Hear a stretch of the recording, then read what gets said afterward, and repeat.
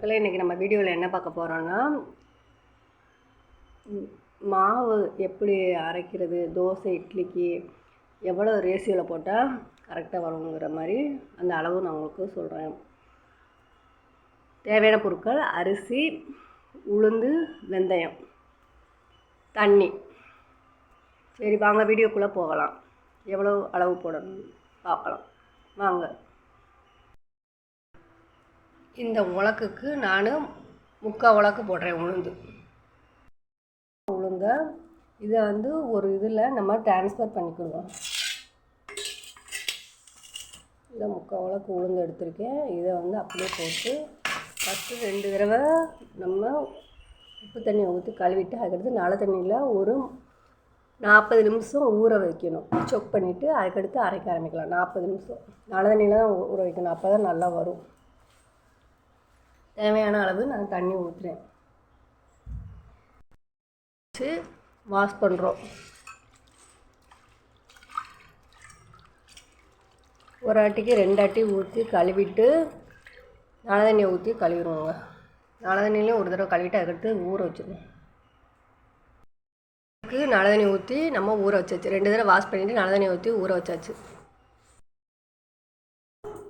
அடுத்து அரிசி எடுக்க போகிறோம்.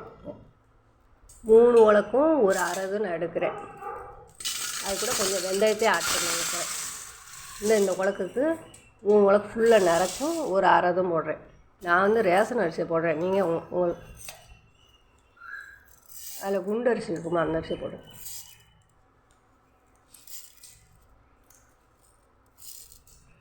அது பச்சரிசியும் ஆட் பண்ணுவாங்க, ஆனால் நான் ஆட் பண்ணலை.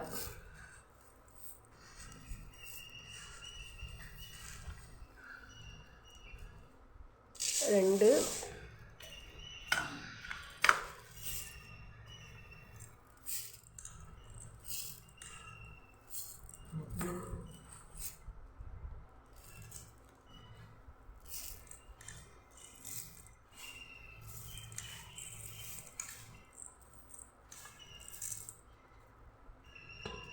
இது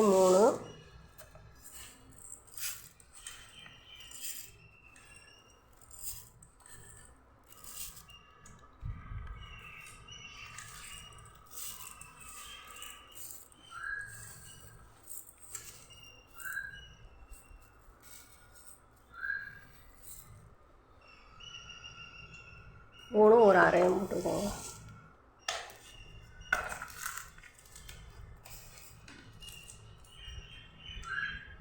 வெந்தயம் கொஞ்சம் தான் போடணும், ரொம்ப போட்டுறாதீங்க. சும்மா போட்டோன்னு பேருக்கு லைட்டாக தான் பண்ணணும், இல்லைன்னா இந்த இவ்வளோ போட்டாலே போதும்.